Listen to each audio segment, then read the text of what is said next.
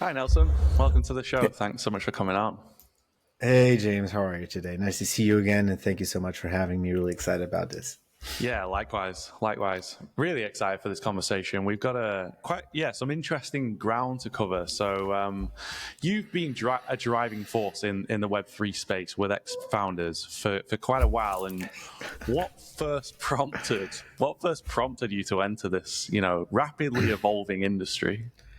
Yeah, so again, I think we discussed this the first time we talked. So every time you ask somebody why they joined Web3 or blockchain or crypto, it's usually one of three things. It's usually the potential for financial gains, which is a lane.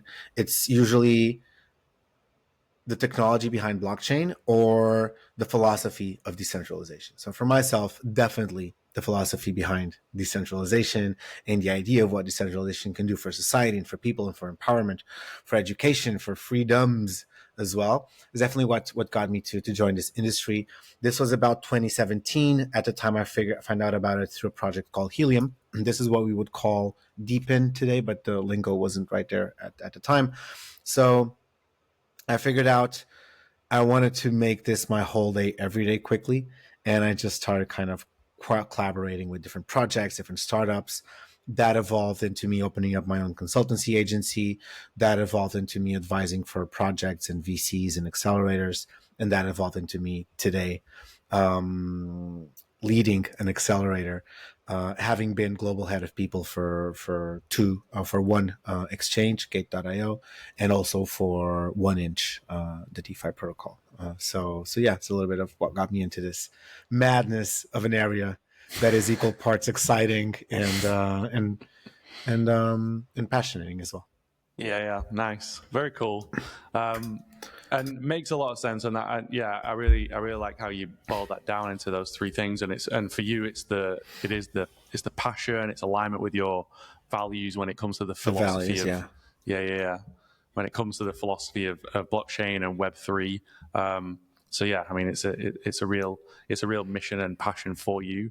100%. Yeah, the decentralizing and empowering through decentralization, not needing intermediaries, not needing third parties, not needing big institutional players who benefit from the complexification of society and benefit from making it seem like it's a privilege to have what's becoming more and more so just basic rights, such as financial autonomy, access to information as well, peer-to-peer transactions of any kind, be it financial or even information, which is also the case in Web3. So for sure, that's kind of the lane that got me into it. Tell me a little bit about where that kind of maybe stems from, like your background, experience. Where do the values come from? Well, my grandfather used to say, no, I'm kidding. The values part, I mean, my background academically is psychology. Mm-hmm. So I got into psychology at the time because I wanted to be, this was back in 2005, I think, my freshman year. I got into psychology because I wanted to be part of or an enabler of the human potential for change. So it starts with you believing humankind has the potential for change. And in my case, I wanted to be an enabler for that. Yeah. So first through wanting to be a researcher in psychology, but then I figured out in order to do science anywhere, you need to live grant from grant, which is not ideal. And then I wanted to be like a counselor, like an actual psychologist. Tech is ubiquitous in my life. So it was a quick hop into figuring out how to be an enabler for change through tech. So that's what got me into tech. And then, I mean, needless to say, there's no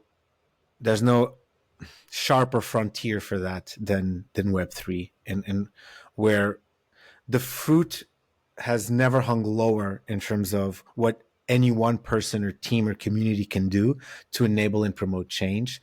So I think it was just a matter of time before Web3 kind of came into my life. And once you know me and you know Web3, I think the two are just natural. Like it's a match made in heaven. It's like, where has this been my whole life? Because everything else sucks. So this is kind of the origin story also of what around the values and the ideals of Web3 appealed to me, and how. So I think this profound belief in the human capacity for change within, like, inner and outer, you know. So yeah, a little bit on this note. Yeah, I love that. And I resonate with that a lot. Like my journey is different. I wasn't, I didn't go into psychology academically, but very much like, I was always a magician growing up. Like, I have this magician energy. That's so cool. Yeah, and that sort of reflected out into marketing, right? So my background is mostly marketing, and that's a way to be creative, put campaigns together that impact that, it's the psychology aspect for the same reasons as you. It's that sort of, engineer of humans' minds to shape beliefs, but in a good way, like having a positive impact to enable people to come to the right decisions themselves, and enabling that. So very much resonate with that message. And my values are very much the same. It's about freedom and sovereignty, which expresses itself now in a company that's all around growth and just the entrepreneur. Entrepreneurs, founders, that mindset is very much about freedom and sovereignty. You don't want to be told what to do by bosses. It's not an employable characteristic and trait. Super interesting. 100%, and it's even more than that, I think. This is what I always tell founders. I have such an admiration for founders, and I was discussing this the other day.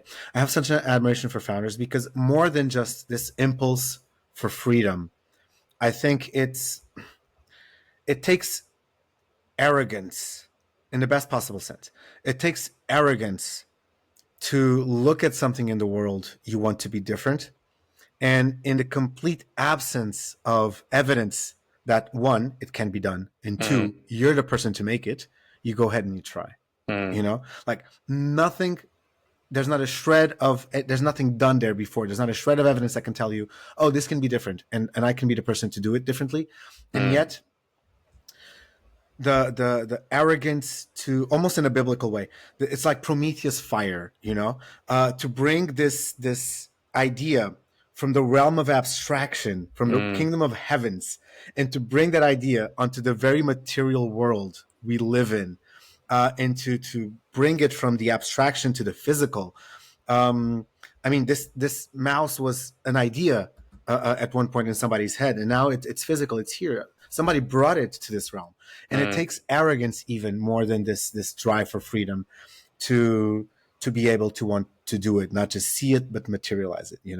I think of it as like being a composer and translating an idea, an inspiration, a thought, a feeling, love, a mourning for somebody into a scale and onto music and impacting somebody else's world of ideas. So more than just a drive for freedom, I really admire the arrogance, again, in a good sense, that it takes to be a founder when you do it the right way. But I can touch on this later because I really have something to say about it. Go ahead. Yeah, I couldn't agree more. It's just that unshakable self-belief in something, like you said. You've got this vision and you want to bring it into reality and materialize it, and you're getting knocked back, you're getting rejections as you move along your path, and it's trying to communicate that vision to other people without them being able to see it like you can.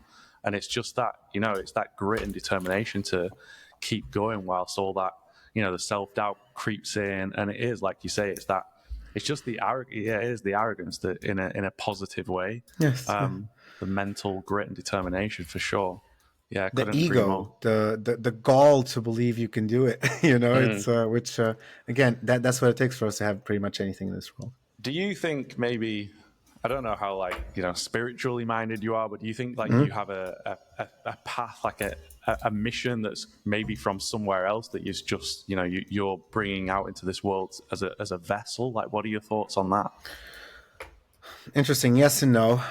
So spiritually, I'm not spiritually inclined at all.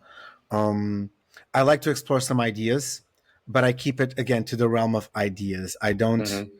I am still quite scientifically driven, like mindset wise. So in the absence of evidence for anything spiritual, I'll entertain some ideas, but I'll live my life under the assumption that there isn't a spiritual realm outside of what we project within ourselves, So Zen Buddhism, for example, they have this saying where they go, if you see the Buddha in the street, kill him.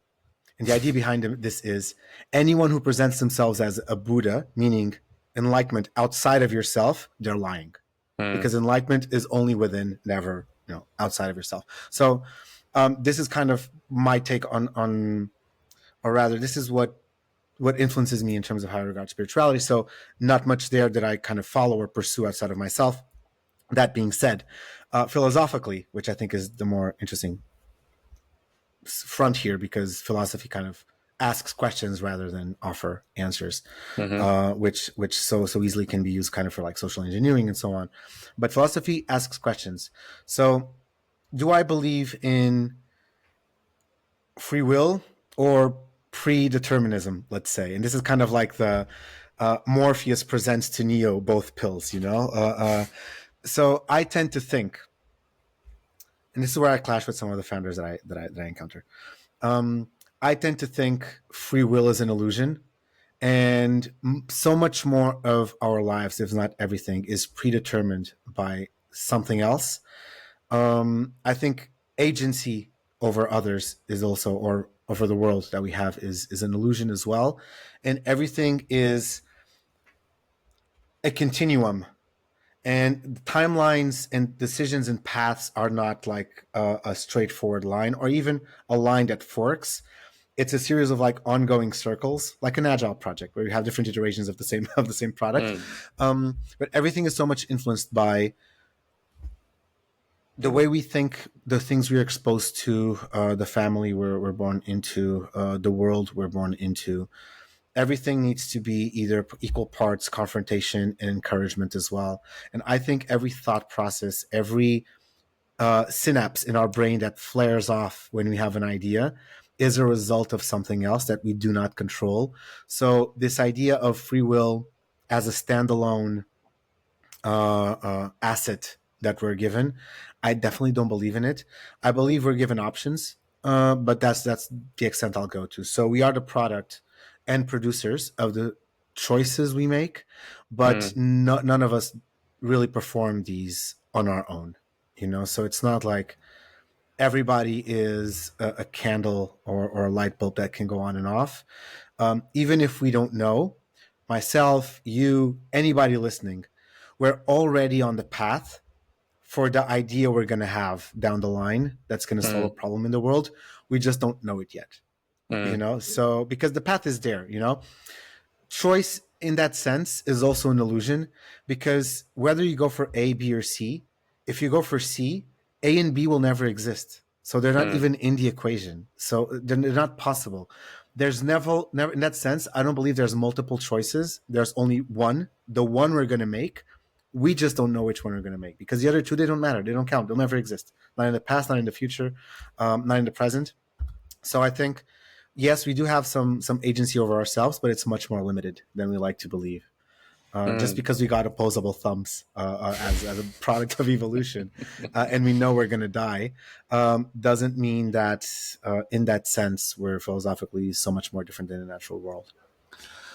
Yeah, really interesting philosophy, and you kind of briefed over, the predetermined by something else. Like, what Yes. do you mean by something else? Like, what could that be? Or are you just like, surrendered to, we don't actually know? We don't actually. I mean, you can look at it from like a naturalistic observation perspective, where you try to observe somebody else's world, and you can see some of the factors that influence, like the way they were brought up, the network they have around them, the reinforcement or punishment mechanisms they've had around their life. I was reading an article the other day, really interesting, of how rewarding children for trying is a much stronger predictor of success in transversal studies, so like 20 years down the line, than rewarding children for qualities. Because if you tell a child they're so intelligent, they're so good at sports, even if they're not, they're so pretty, they will grow to learn to lean on these qualities they feel are innate, and they will achieve like the mediocre average, like the bell curve of mediocrity, Most of them will stay there as adult, and they will be outperformed by children who were encouraged for trying and rewarded for trying. So it has to do with so many things that no one founder or no one entrepreneur or revolutionary can really claim to solely be the product of themselves. And when somebody says it was all me, it was never luck, I disagree. There's a lot we don't control, and we don't know what is, and we don't even know how it's going to impact. So even if we try to raise a child with what on paper will make the perfect entrepreneur, we might just not be in control of how they receive those stimuli. So I think we do have some flair of inspiration, some flair of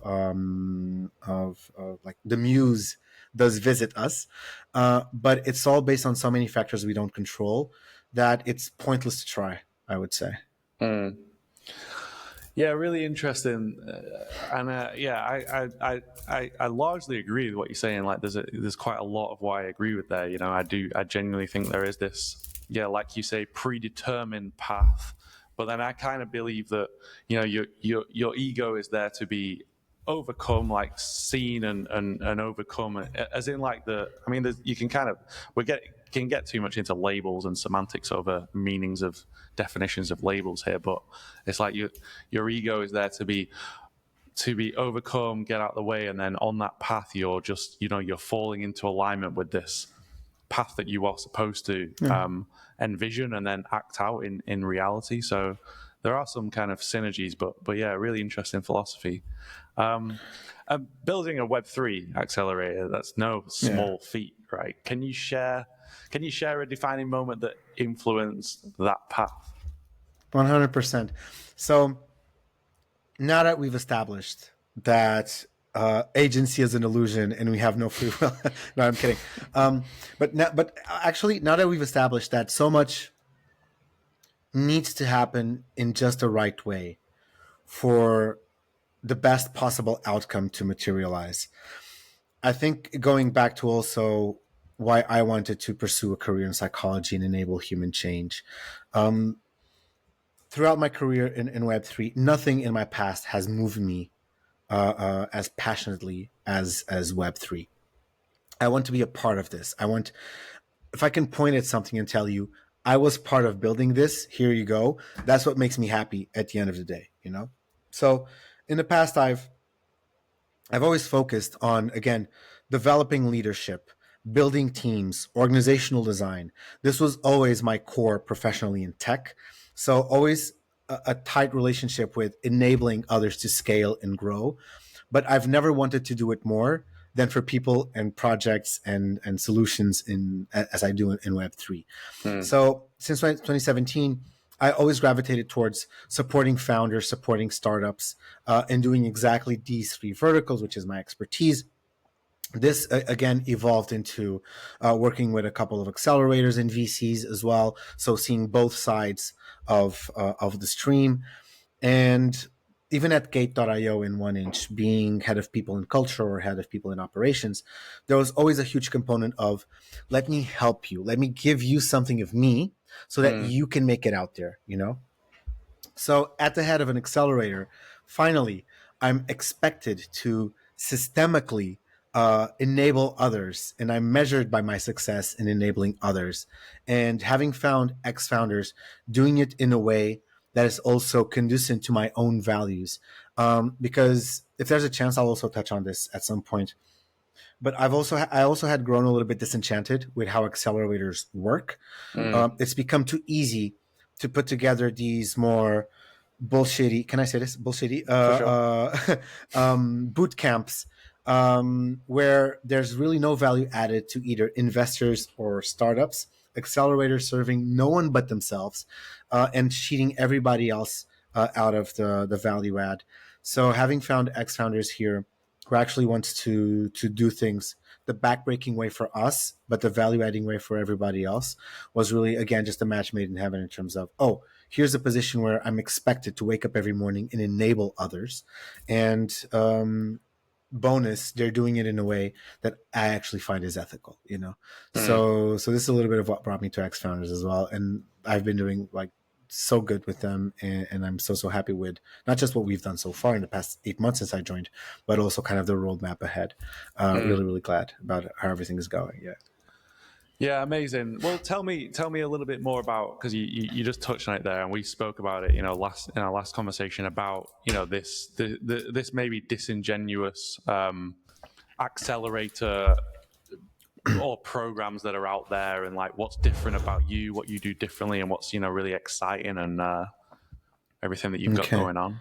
For sure.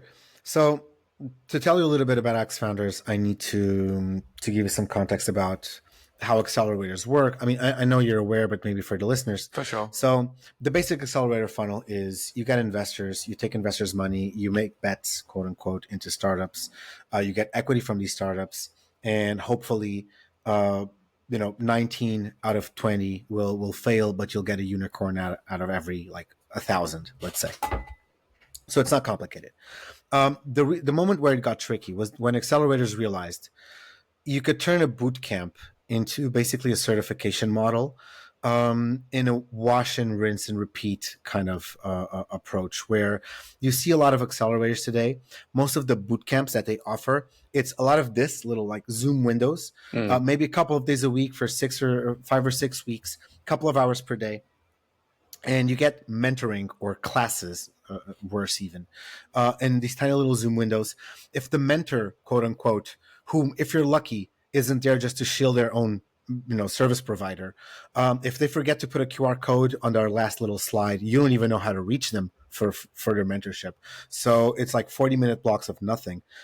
For the demo day, these accelerators will promise you 20 to 30 VCs there, and you get there and it's like 6 people, 5 of which have their cameras off, so you don't even know if it's a junior BD who's there or if it's an actual decision maker. And at the end, these accelerators have the gall, the arrogance in a bad sense now, of asking these startups for 6, 8, 12, 15% equity or token allocation for nothing, for a certificate that says you went through the program, I hope you make it out there, and they give you nothing. So, and I can talk trash about them because I was part of a couple of these programs too. I mean, no, seriously, right now, there are accelerators running boot camps with classes ran by me because they bought my IP, my intellectual property, for those classes. So now they can do whatever they want with them. So there's startup founders out there somewhere now getting a class on team leadership, for example, or advisory relations, who have no idea how to reach out to me unless they kind of seek me out on LinkedIn or whatever. So when I met Feder and Fazil, the founders of XFounders, about 3.5 years ago, I was introduced by them by one of these other accelerators. They were starting to have an idea for their own, and they kind of introduced me to them as kind of, hey, this guy has done a good job with a couple of other accelerators. He can see a little bit more ahead of the curve. He can open up his network, so on and so forth. So I did. And at the time, they came to me with this vision for boot camps and for startups, where the boot camps are ran for 4 weeks, so for a full month, on site, meaning 8, 10, 12, let's say on average 10 founders fly over to the same location, and they spend a whole month together, learning together, eating together, building together as well. The mentors fly over. They don't spend 40 minutes talking at you. They spend 3 to 4 days with you on site. As a startup founder, you open up the laptop, you workshop stuff with these mentors, you present to them their product. The mentors, when they come from sponsoring companies, they get to convert a lot more these startups into customers, because guess what? When you spend 4 days with somebody, trust is built, and the conversion is much, much higher rather than you spend 40 minutes talking at them as well. The investors fly over. They spend 3 to 4 days. They make much better informed decisions at the end of the bootcamp on the demo day, which is why we actually got to fill a room with 30 plus investors who flew to be on that location, rather than just doing it online and whoever answers the Zoom call. So the backbreaking way for us, but the value adding way for this triangle of startups, mentors, and investors, everybody else wins. Yeah. So on top of this, we're much more founder friendly in terms of the terms that we ask and offer of these startups as well. So really, again, it goes towards the ethos of being enablers in the middle of all of this.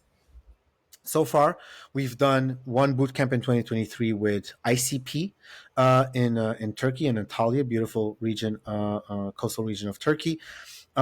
We've done one with Solana last year. So the idea for the main ecosystem partner that we have is that we bring 10 full-fledged businesses into this ecosystem. Yeah. So our boot camps are not around MVP development, or they're not coding or dev boot camps.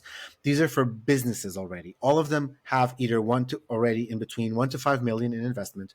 They're already post revenue, so they're generating revenue, and they either have a token or maybe TGE 3 to 9 months down the line. So we're way past ideation stage. These are full-fledged businesses.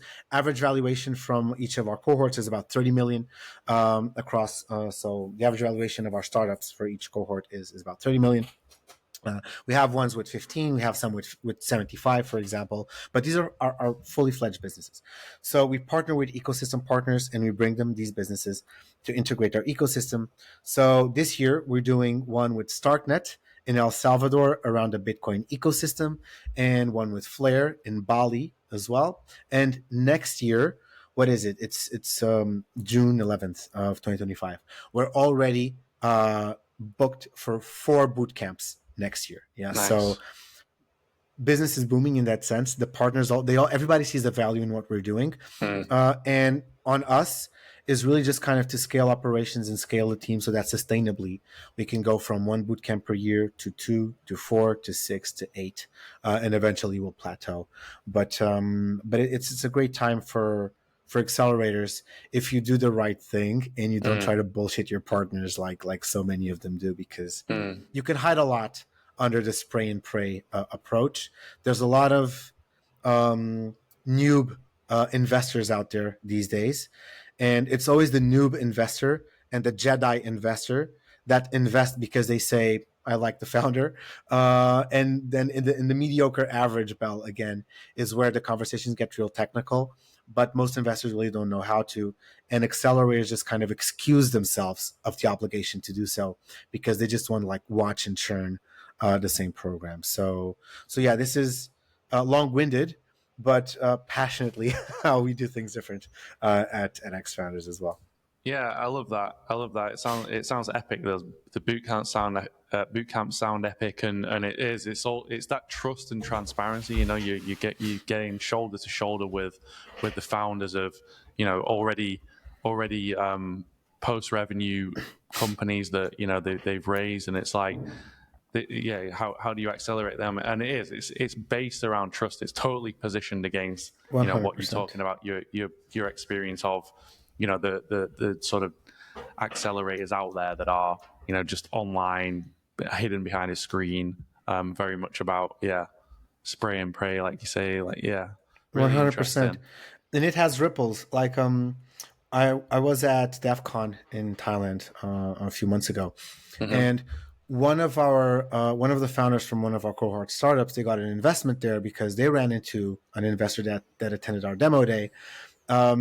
And with a conversation, and this goes towards the point of trust, with a conversation as easy as the investor says, hey, I just closed the fund.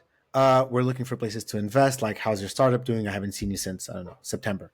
And the founder says, she goes, oh yeah, we're actually opening up around in a couple of months for 6 mil. And the investor just said, yeah, I want to be a part of that. I'd rather give the money to you than anybody else I've met online. So this, you know, as decentralized and distributed of a world as we work in, nothing still beats a good old hug and, hey, how have you been since we last met, you know? So as a direct result of attending that boot camp, those two parties now, again, they're about to seal a really cool business together. So it has ripples way beyond the boot camp, you know, which you can't do if, as an accelerator, if your business is to push out boot camps and then close the door, you don't care about anybody else or your stakeholders after that. You don't put in the effort to make this happen, so it doesn't, you know? So, you're going to get that startup's equity for a long, long time. So you might as well bring value to them for a long, long time, you know? Yeah. And I mean, that's one of the main sort of tenets of Web3 is like the community side, building that community and having that, long-term community is about, you've got this incredible technology, online, we can meet like-minded people, all sort of find each other all around the world. But then it's like you bring that offline, and that's the true sense of, building community and doing that through the boot camps, through the accelerators. Yeah, it sounds epic. Sounds like a great way to really build that. And you've also got that really cool sort of side note to, you mentioned like the reality TV spin on the thing as well. Yeah. So as much as I believe we're better than everybody else, I mean, I have to, right? We still need a differentiating factor as a hook to go out there.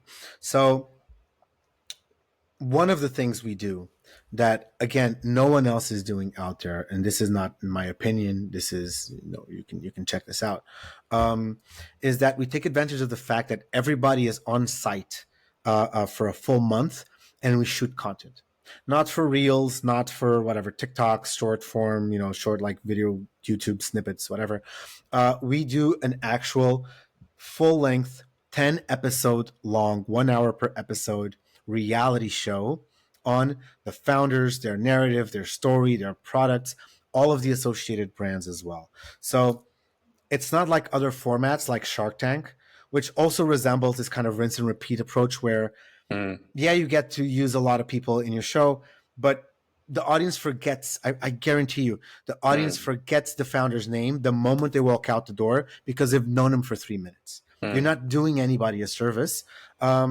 Service for which, by the way, I'm at liberty to disclose, but they also charge very predatory fees and actual cash to be part of similar shows for a 3-minute pitch that people will not remember because they don't care. They want to see the next guy, the next guy, the next guy. When that episode is over, guess what? They're already pitching you to people from the next episode, so they don't even invest in that. People spend time looking at you as a founder.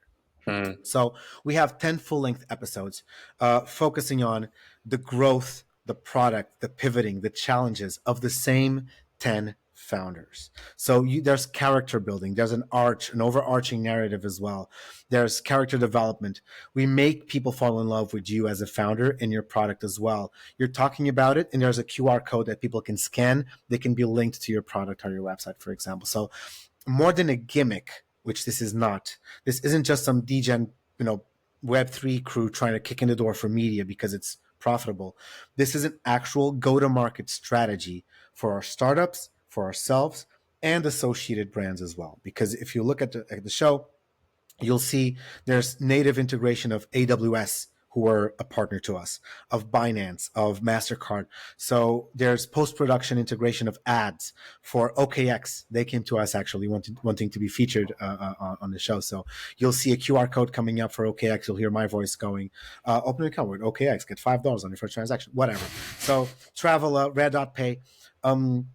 It's a go-to-market strategy for both the startups, associated brands, and ourselves as well. Because even from the startups perspective, you get this first wave of acceleration during the bootcamp where you get the IQ, the upskilling, the resources, the funding. 6 months later, the reality show comes out and it's hundreds of thousands of viewers per episode. I think we're averaging about 300,000 viewers per episode right now. It's like above 1.2 mil for the 5 episodes that came out. 5 are still to come out. So this is actually a platform to boost the brands associated with us, which is something you won't see anywhere else. So yeah, we're tapping in the door of media, but as a tool to project and to further boost you. And this is something you won't get in any other accelerator, investing this much, because again, putting together a reality show costs money, but investing this much into your chances of being projected out there in this highly competitive market, this is something you won't see anybody else doing. Maybe this will change. Maybe somebody else will pick up on it now once they see the success of this first season. But I welcome that. Go ahead, try, and make us be and do better. I'm not concerned. I always tell founders, you can tell it's the first-time founder or the most juvenile in a sense of like immature, but I don't mean anything by it. Just like the less experienced founders that are always super protective of their ideas. You know, Yeah. people who've been through 1, 2, 3, 4, 5 startups, they know 99% of making something happen is the effort. And if you have an idea and you're even 6 months into making this happen, you know how much work it is to make it happen, that it makes you not really concerned that if somebody else overhears your idea, because you know at worst you're 6 months ahead. At best, the moment they find out the effort behind it, it's discouraging, because probably you wouldn't have tried if you knew how much work it would be. So I'm not concerned about competition. Anywhere it goes, we're at least a year and a half ahead of anybody else who starts doing it today. So it just means we need to do it better than anybody else, and I welcome that stimulus. You know, like sure, light a fire under me. I don't care. Let's do it.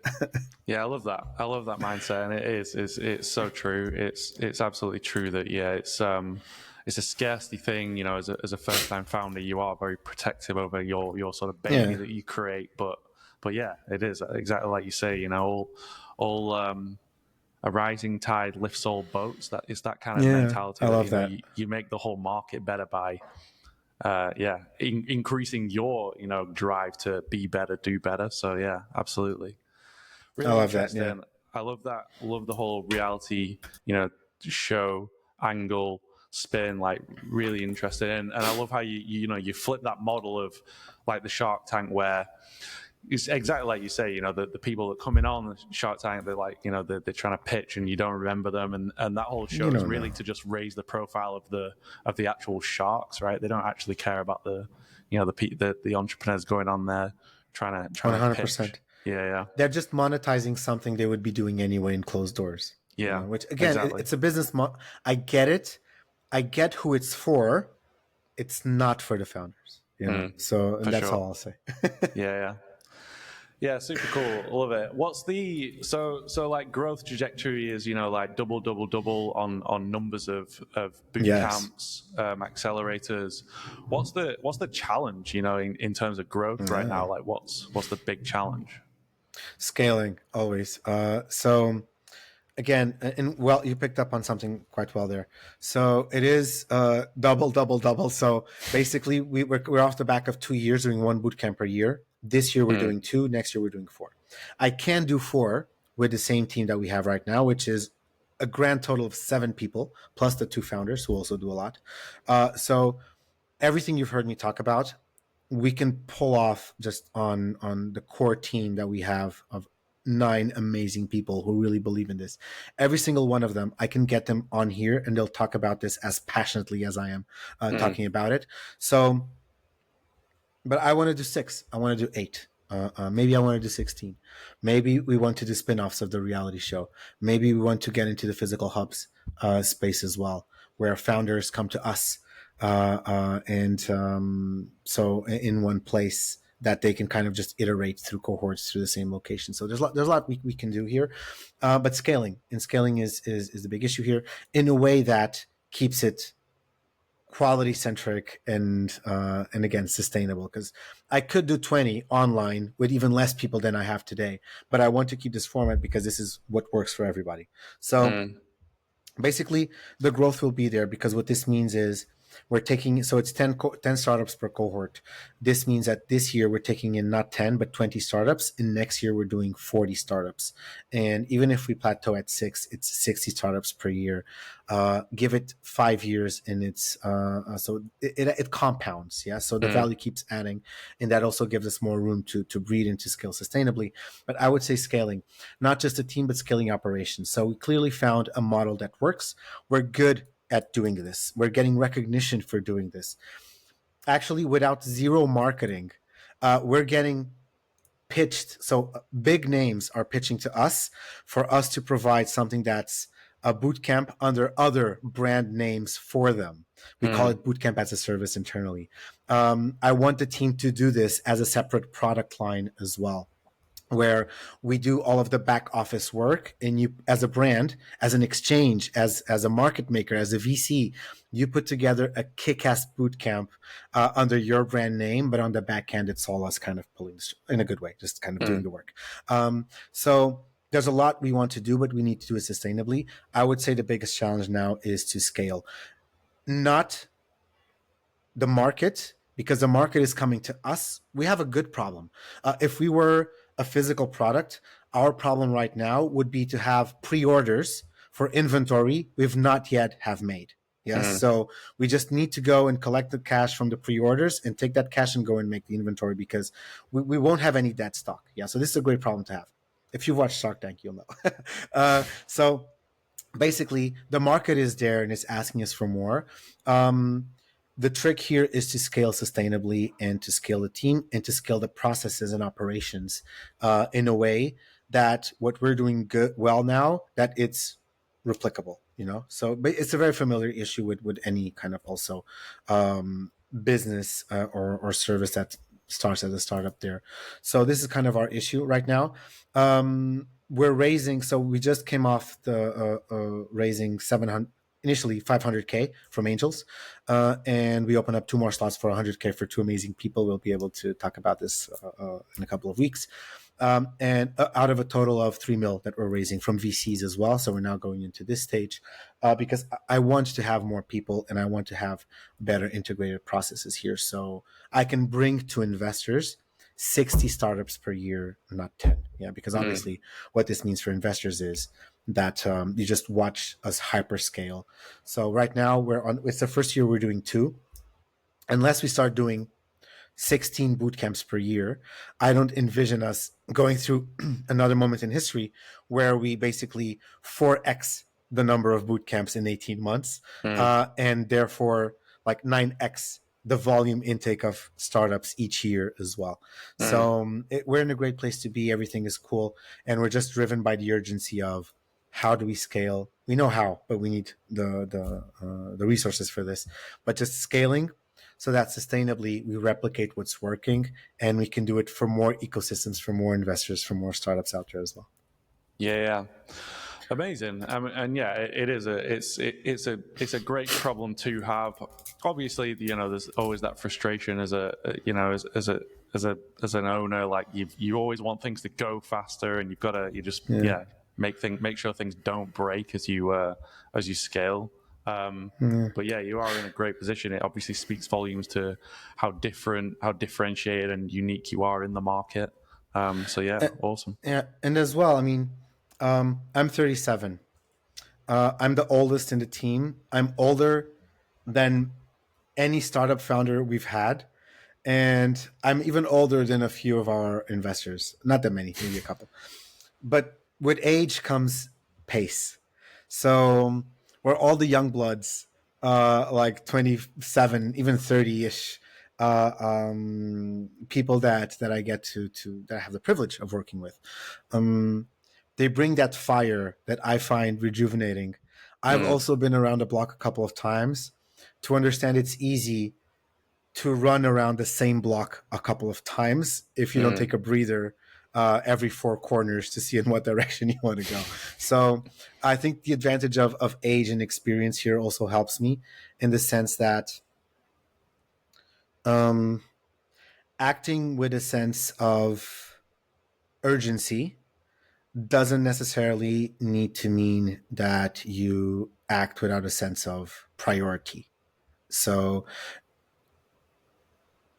you don't need to be, it's easy to, especially in Web3, it's very easy to feel this need to chase change, let's say, and spend so much energy and effort in rewardless demands that you end up looking like, you're so busy chasing cars that you end up chasing your own tail without even kind of realizing it. So I find that I also kind of bring this, and also having a background in legacy tech, let's say. Most of it I had to throw out the window, but there's a certain pace, there's due diligence, there's method, there's processes that need to be in place that I think also help me bring in the structure that so often Web3 also needs. So it's not about toning down your energy, it's about focusing your energy more and not being chasing kites so often. So I also find myself clashing in a good way with the speed of Web3 in a sense that even as an accelerator, we've gotten an edge over potential partners or potential competitors because we took the time to drive, not chase, So this is Yeah. also something that I find rewarding in this industry. Yeah. Yeah. Yeah, really interesting. Totally true about, and that takes experience. It does take time and experience to develop that almost just patience, just taking a step back from being just so reactionary in the day to day of everything that's going on in such a fast paced, industry. Yeah. Just giving And you it that takes risks. headspace. Yeah. It takes risks too. Shortly after I joined, I mean, our team has been 13 people strong. And one of the things, like, just to give you an example that it's not all, just talking a big talk, it takes taking chances and risks. So right now, I mentioned we're 9, counting the founders. We have been 13. And it took, a little bit of nerves of steel to scale down a team when you want to increase the size of your operations.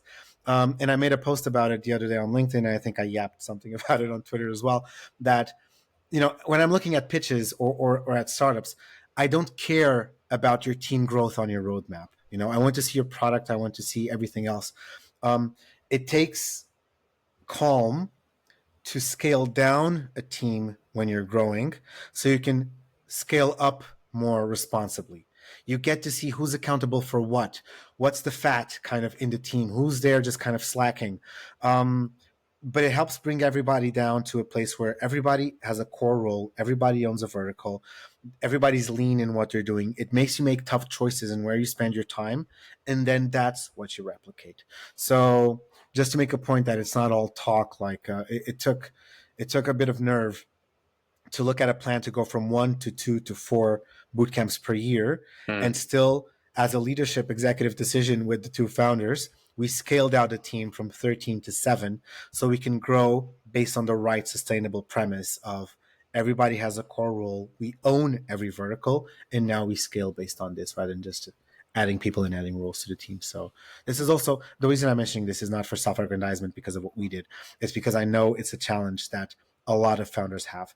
They immediately equate team growth with roadmap scaling, and they're not the same. In fact, often they benefit from a little bit of a scale down team-wise before you scale up based on a better definition of the roles and accountability.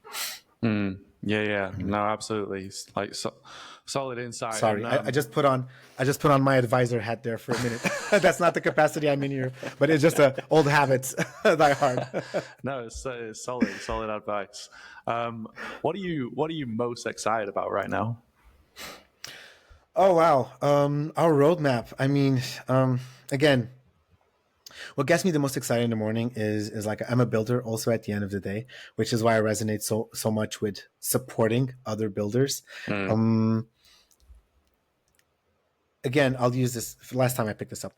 If I can bring you this and say, look, I built this for you. Here's the keys to the car. Now you go and drive it. This is what makes me motivated. So genuinely,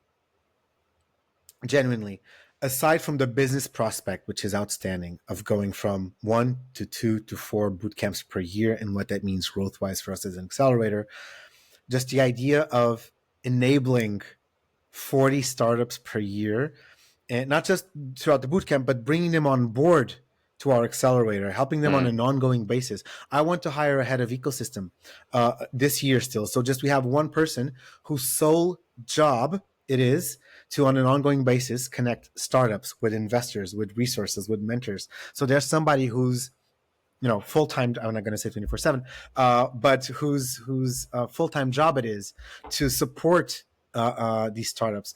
That's what really excites me. So I would say I'm excited about all of the startups that we're about to help throughout our roadmap. And we don't even know it yet because, well, we know it, but we don't know which startups they are, and they don't know, This kind of goes back to our first conversation. There's at least 20 startups this year and 40 next year that will be enabled to fulfill our vision through XFounders, and they don't know it yet. But we're already working for them and setting up this accelerator for when the time comes.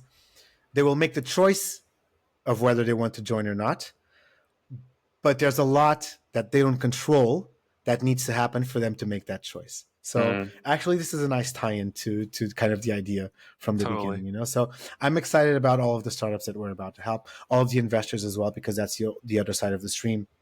And again, I'm an investor myself. I've been an advisor for VCs. I've been on their advisory boards, so I know how much they get, you know, stiffed at the end of so many deals, and the way that some accelerators just excuse themselves of the responsibility of actually presenting de-risked deal flow for investors really is becoming an issue here in the industry, because the money is going to where it shouldn't be. And I'm also not. I love founders. But I'll also call founders out on their bullshit. And I'll be the first one to tell a founder, stop building. You shouldn't be building this. Go do something else. You shouldn't be building this product. We don't need another Telegram mini app. That's a pay to play, you know, whatever bullshit. We don't need a token on top of that either. You know, your DAO is not a DAO really. It's just, you know, it's centralized governance with extra steps. You know, so stop. So I think also helping steer where the money goes in this industry is also a huge contribution we make to help keep it sane. So that's also something I'm excited about, because it grinds my gears, like Peter Griffin used to say. So yeah, that's what I'm excited about. I guess overall, I would say the impact that an accelerator can have, and that's what we're here for. Yeah. Well, I love that, Nelson. I love how you tied that back in. I don't know if you did that intentionally or not, but you tied it not back at all. Into the... Look, I have attention deficit disorder, so it's a miracle that I so much as remember what we're doing here today, let alone circle back to what we said at the beginning. It means I'm engaged. So well done on you. But awesome. That was incredible how you tied that back into how we opened up the conversation. So yeah, really appreciate you coming on here. Like, super interesting conversation. Absolutely. Thanks so much for sharing your insights. And where can people find out more about you online? Very good. So I am on LinkedIn under Nelson Daniel Lopez. I am on Twitter. I will always call it Twitter under LCCE01 as well. You can find us, XFounders, on LinkedIn as well. Also on Twitter. You can find us on x-founders.com. That's our landing page. And right now, as we're planning at least 2 boot camps for this year, applications are open for startups. So all you have to do is hit me up on any online platform as well, or just go to our website. You'll see the application, the one pager there, all of the application information you need to. Let us know you want to be a part of this. And if you're an investor who feels like you're being tricked out of fair treatment, let's say, or you feel like you're not getting that much de-risked of a flow from whoever you're working with, that's the business we're in. So let us do it on behalf of everybody else in the business who's not. So yeah. Amazing. Well, I'll put the links in the description below as well. And yeah, I really appreciate this conversation. And yeah, I'll be watching your growth and the growth of XFounders with great interest. Likewise, James. I'll be watching you as well on your platforms too. Thank you so much for the invitation. It was an absolute pleasure. Anything myself or XFounders can do for you as a friend to you and what you're doing, please let us know. We'll be more than happy to do so. Yeah. Appreciate it a lot. Awesome. Thanks a lot. Outstanding. Thank you so much, James. I hope to see you very, very soon. And thank you, everybody listening. Yeah, you too. Thank you. Cool. Cheers.